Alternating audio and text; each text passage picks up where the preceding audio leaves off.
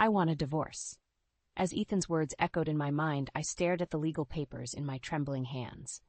After 25 years of marriage, he was leaving me for his pregnant mistress. Rage consumed me. He had no idea what I was capable of. My name is Natalie Pierce, and I've been a devoted housewife and mother in suburban Los Angeles for as long as I can remember. At 48, I thought I had it all figured out: a loving husband, 2 grown daughters, and a comfortable life. But in one cruel moment, everything changed. "Ethan, how could you do this to me, to our family?" I demanded, my voice shaking with anger and disbelief. "We've been together for a quarter of a century. Doesn't that mean anything to you?" He couldn't even look me in the eye as he shrugged, his gaze fixed on the floor. "I'm sorry, Natalie, but I've found someone else, and she's pregnant. It's time for me to move on." Move on? Just like that? I felt like I'd been sucker punched. The wind knocked out of me. The man I'd loved, the father of my children, was tossing me aside like a used tissue. As if on cue, our eldest daughter, Vanessa, burst into the room, her fiancé Luke trailing behind her. "Mom, we heard everything," she said, rushing to my side and enveloping me in a hug. "Don't worry, we're here for you. We'll move in and help you through this." I clung to her, grateful for the support, but little did I know that my own daughter would soon betray me too. Ethan was already gone, his suitcase in hand, off to start his new life with his mistress. And I was left alone, drowning in a sea of hurt and betrayal. Over the next few weeks, Vanessa and Luke made themselves at home in my house, but not in the way I'd hoped. They were inconsiderate roommates, leaving messes everywhere and expecting me to wait on them hand and foot. I tried to talk to them about contributing to household chores and expenses, but they always had an excuse. "Mom, we're just trying to get on our feet," Vanessa would say, her tone condescending. "You can't expect us to pay rent right now." Meanwhile, Ethan's lawyer was pressuring me to sell the family home as part of the divorce settlement. It was the only thing I had left, the one piece of stability in my life, and they wanted to take that away, too. I felt like I was suffocating, trapped in a nightmare I couldn't wake up from. But little did I know, the worst was yet to come. Vanessa and Luke had one more surprise in store for me, one that would shatter what little faith I had left in the people I loved most. Living with Vanessa and Luke was a nightmare. They treated my home like a hotel, expecting me to cater to their every whim. I found myself constantly cleaning up after them, washing their dishes, and doing their laundry. It was as if they'd forgotten I was their mother, not their maid. One evening, I decided enough was enough. I called a family meeting, determined to set some boundaries. "Vanessa, Luke, we need to talk," I said, my voice firm. "If you're going to live here, you need to start contributing to the household chores and expenses." Vanessa rolled her eyes, a smirk playing on her lips. "Mom, we're just trying to save money for our wedding. You can't expect us to pay rent on top of that." "Yeah, Natalie," Luke chimed in, his tone dripping with condescension. "We're family. Isn't that what family does? Help each other out?" I felt my blood boil. How dare they use the family card against me? "Family also respects each other," I shot back. "And right now, I don't feel very respected in my own home." But my words fell on deaf ears. Vanessa and Luke continued to live as if they owned the place, leaving me to pick up the pieces. I started to dread coming home, knowing I'd be greeted by a sink full of dirty dishes and a living room littered with their belongings. To make matters worse, Ethan's lawyer kept hounding me about selling the house. "It's the only way to ensure a fair division of assets," he insisted, his voice cold and calculating. "Your husband has made it clear he wants his share of the property." I couldn't believe what I was hearing. This was the home where I'd raised my children, the place where I'd poured my heart and soul into creating a loving family. And now they wanted me to just give it up without a fight? I tried to reason with Ethan, hoping to appeal to his sense of decency.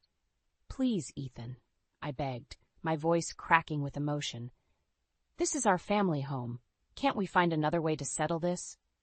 But he was unmoved, his eyes hard and unfeeling. "I'm sorry, Natalie, but I have to think about my future with my new family now. The house has to go." I hung up the phone, tears streaming down my face. It seemed like everyone I loved was turning against me, more concerned with their own selfish desires than the family we'd built together. That night, I lay awake in bed, my mind racing with thoughts of betrayal and revenge. How could they do this to me? After all the years I devoted to being a loving wife and mother, this was how they repaid me? I knew I had to fight back, to stand up for myself and what was rightfully mine. But how? I was just one woman against a system that seemed rigged against me. As I tossed and turned, a plan began to form in my mind. I would hire a lawyer of my own, someone who could help me navigate the treacherous waters of divorce court, and I would start digging into Ethan's finances, looking for any dirt I could use against him. I may have been down, but I was far from out. Ethan and Vanessa had no idea what I was capable of when pushed to the brink. They thought they could walk all over me, but they were about to learn the hard way that Natalie Pierce was not a woman to be underestimated.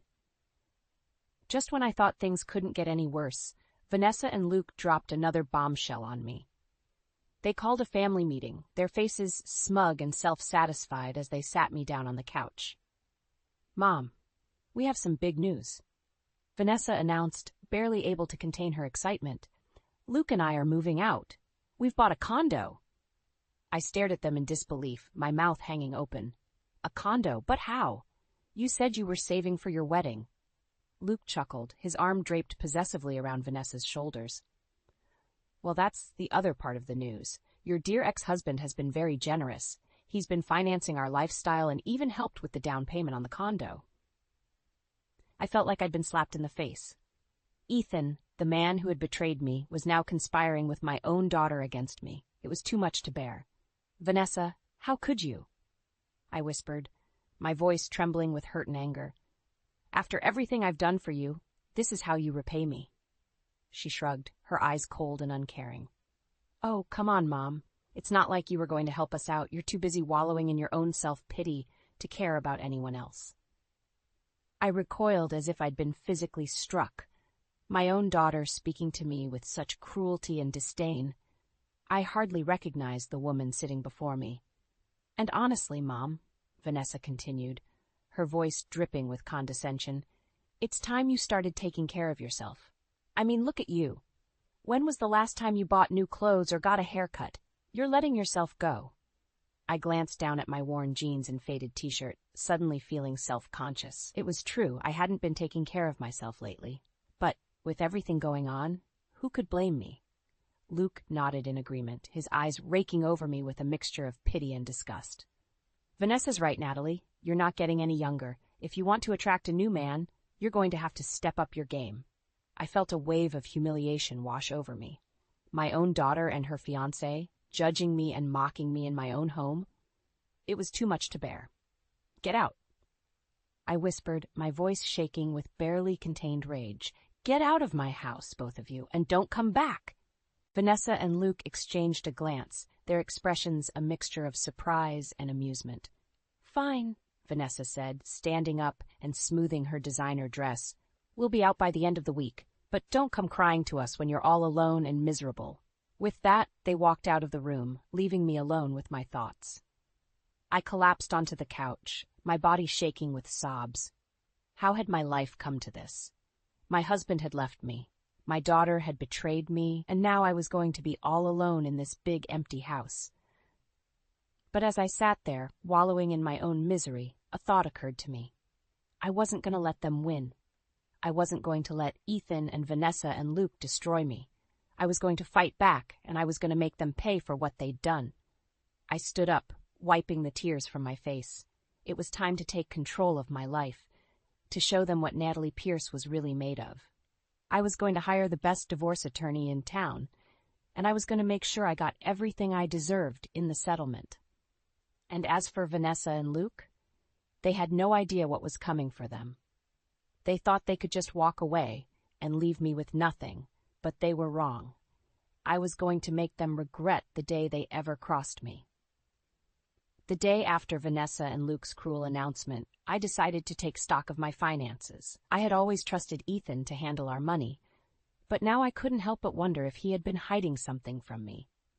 I logged into our joint savings account, my heart pounding with anticipation. What I saw there made my blood run cold.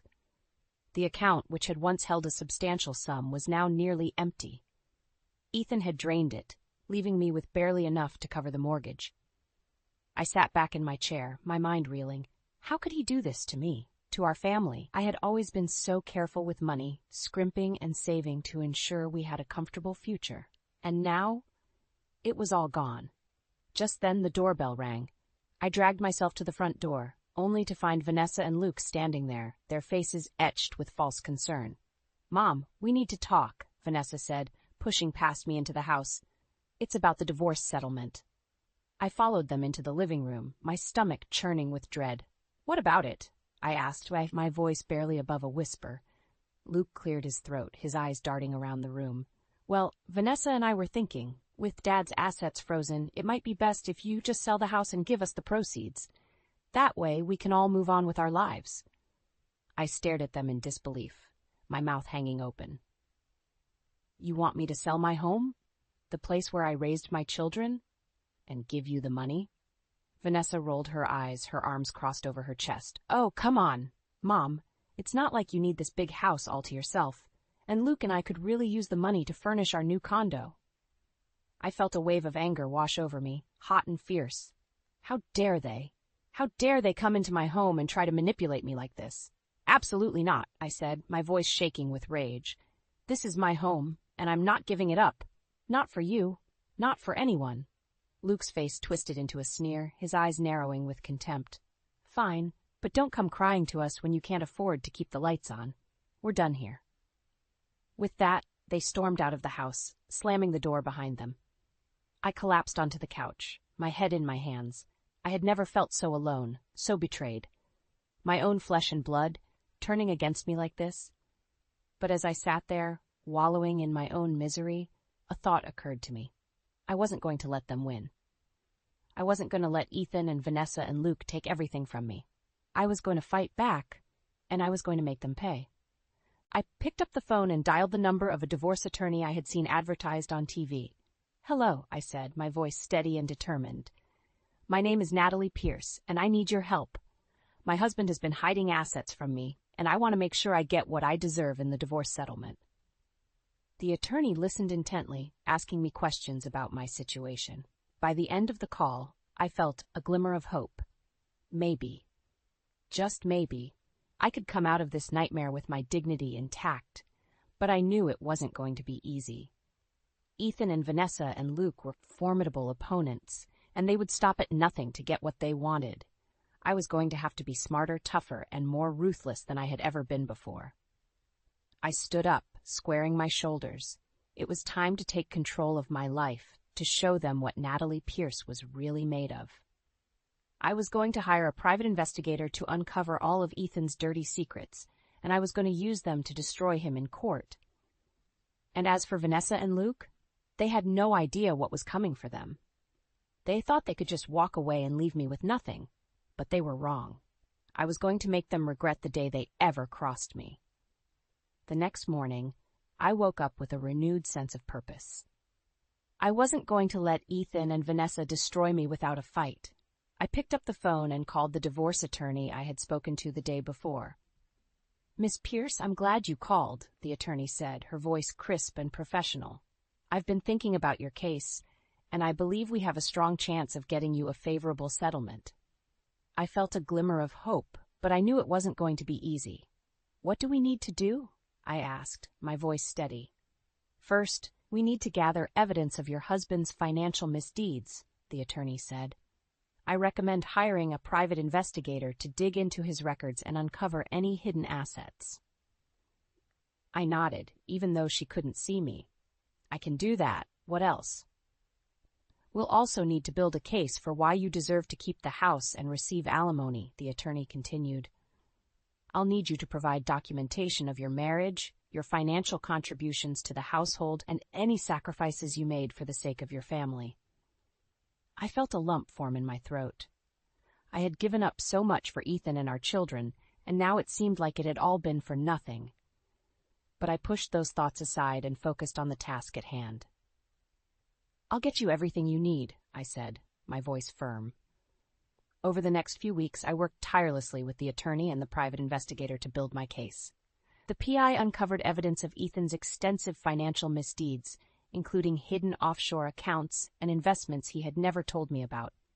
I was stunned by the depth of his deception. How could the man I had loved and trusted for so many years be capable of such betrayal? But I didn't have time to dwell on those thoughts. I had to focus on the fight ahead. Finally, the day of the confrontation arrived. I invited Ethan over to the house, telling him I wanted to discuss the divorce settlement. When he arrived, he was surprised to find me sitting at the kitchen table with a stack of documents in front of me. "What's all this?" he asked, his voice wary. I smiled, but there was no warmth in it. "This, my dear husband, is evidence of your extensive financial misdeeds. Hidden accounts, investments, all the money you've been funneling away behind my back." Ethan's face paled, and he took a step back. "Natally, I can explain." But I held up a hand, cutting him off. "Save it, Ethan. I know everything. And if you don't agree to a fair settlement, I'll make sure the judge knows everything, too." Ethan's eyes narrowed, and for a moment I thought he might lash out at me. But then his shoulders slumped, and he let out a defeated sigh. "What do you want?" he asked, his voice barely above a whisper. I leaned forward, my eyes locked on his. "I want the house, and I want alimony, and if you don't agree, I'll expose every dirty secret you've ever tried to hide." Ethan's jaw clenched, but he knew he was beaten. "Fine," he spat out. "You'll get what you want." I sat back in my chair, a sense of triumph washing over me. I had done it. I had stood up to Ethan and won. But even as I savored my victory, I knew the battle was far from over. Vanessa and Luke were still out there, and they would stop at nothing to get what they wanted. I had to be ready for them. I had to be stronger, smarter, and more ruthless than ever before. But for now, I allowed myself a moment of satisfaction. I had taken the first step towards reclaiming my life, and I wasn't going to let anyone stand in my way. The day of the divorce hearing arrived, and I walked into the courthouse with my head held high. My attorney had assured me that we had a strong case, but I couldn't help feeling a sense of trepidation. As I took my seat in the courtroom, I caught sight of Ethan sitting at the opposite table. He looked haggard and worn, as if the stress of the divorce had taken its toll on him, but I felt no sympathy for him. He had brought this upon himself. The judge called the court to order, and my attorney stood up to present our case. She laid out the evidence of Ethan's financial misdeeds, painting a picture of a man who had consistently lied and cheated his way through our marriage. Ethan's attorney tried to counter our arguments, but it was clear that he was fighting a losing battle. The evidence was overwhelming, and even the judge seemed skeptical of Ethan's claims. Finally, it was time for Ethan to take the stand. My attorney grilled him mercilessly, forcing him to admit to his lies and deceptions. With each admission, I could see his credibility crumbling before the court's eyes. And then, in a moment of desperation, Ethan lashed out at me. "You're one to talk about honesty, Natalie," he snarled. "You've been lying to me for years, pretending to be the perfect wife while you were really just a cold, heartless bitch." The courtroom fell silent, and I could feel all eyes on me. But I refused to let Ethan's words get to me. I stood up, my voice steady and clear. "Your Honor, I have been a devoted wife and mother for 25 years. I have sacrificed everything for my family, only to be betrayed and abandoned by the man I trusted most. Ethan's lies and manipulations have caused me immeasurable pain and suffering, and I am asking the court to grant me what I am rightfully owed." The judge nodded, his expression unreadable. And then, after what felt like an eternity, he delivered his ruling. "After careful consideration of the evidence presented, I am granting Mrs. Pierce's request for a favorable divorce settlement. She will retain ownership of the family home and receive alimony payments from Mr. Pierce. Furthermore, I am ordering Mr. Pierce to pay Mrs. Pierce's legal fees and court costs." I felt a wave of relief wash over me, and I had to fight back tears of joy. I had won. I had beaten Ethan at his own game. As I walked out of the courthouse, I caught sight of Ethan standing on the steps, his face contorted with rage. He stormed over to me, his eyes blazing with fury. "You think you've won, Natalie?" he snarled. "You think you can just take everything from me and walk away? Well, think again. I'll make you pay for this, I swear to God." But I just smiled, my voice calm and steady. "You've already lost, Ethan. You've lost your wife, your children, and your dignity. There's nothing left for you to take from me." With that, I turned and walked away, leaving Ethan to stew in his own bitterness and resentment.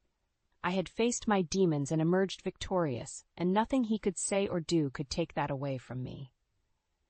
But even as I savored my triumph, I knew that my battle was far from over. Vanessa and Luke were still out there, and they would be furious when they learned of the court's decision. I had to be prepared for their retaliation. I had to be ready to fight back with everything I had. But for now, I allowed myself a moment of peace. I had taken back control of my life, and I was never going to let anyone take it from me again. A few weeks after the divorce settlement, I received a frantic call from Vanessa. "Mom, you have to help us," she pleaded, her voice trembling with panic. "The bank is foreclosing on our condo. We missed too many payments, and now they're saying we have to move out." I felt a twinge of satisfaction at the news. After all the pain and suffering they had caused me, it seemed only fitting that Vanessa and Luke were now facing the consequences of their own actions. But I kept my voice neutral as I replied, "I'm sorry to hear that, Vanessa, but I'm not sure what you expect me to do about it." "Mom, please," Vanessa begged. "We have nowhere else to go. Can't we just stay with you for a little while until we get back on our feet?" I almost laughed out loud at the irony of the situation. Just a few short months ago, Vanessa and Luke had been more than happy to leave me high and dry, with no regard for my own well-being.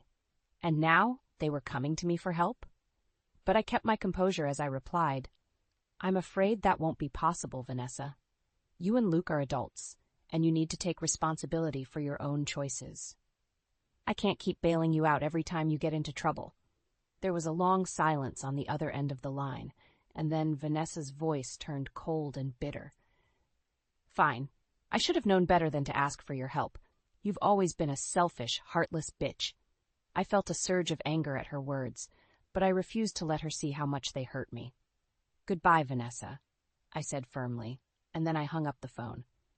A few days later, I received another call, this time from Ethan's mistress. "Natalie, it's me," she said, her voice trembling with emotion. "I just wanted to let you know that I'm leaving Ethan. I can't do this anymore." I felt a sense of grim satisfaction at the news. It seemed that Ethan's web of lies and deceit was finally unraveling, and everyone he had hurt was starting to turn against him. "I'm sorry to hear that," I said, trying to keep the triumph out of my voice. "But I can't say I'm surprised. Ethan has a way of using people and then discarding them when he's done." The mistress was silent for a moment, and then she spoke again, her voice barely above a whisper. "I just wanted to say I'm sorry, Natalie. I never meant to hurt you. I was just so caught up in Ethan's charm and promises that I didn't stop to think about the consequences." I felt a sudden rush of empathy for the woman on the other end of the line. She had been just as much a victim of Ethan's manipulations as I had been. "I understand," I said softly, "and I appreciate your apology, but now it's time for both of us to move on and rebuild our lives without Ethan." The mistress agreed, and we ended the call on a note of mutual understanding and respect. As I hung up the phone, I felt a sense of peace wash over me. For the first time in a long time, I felt like I was truly free. Free from Ethan's lies and manipulations, free from Vanessa and Luke's selfishness and greed. I had faced my demons and emerged victorious, and now it was time for me to start a new chapter in my life. A chapter filled with hope, healing, and the promise of a brighter future.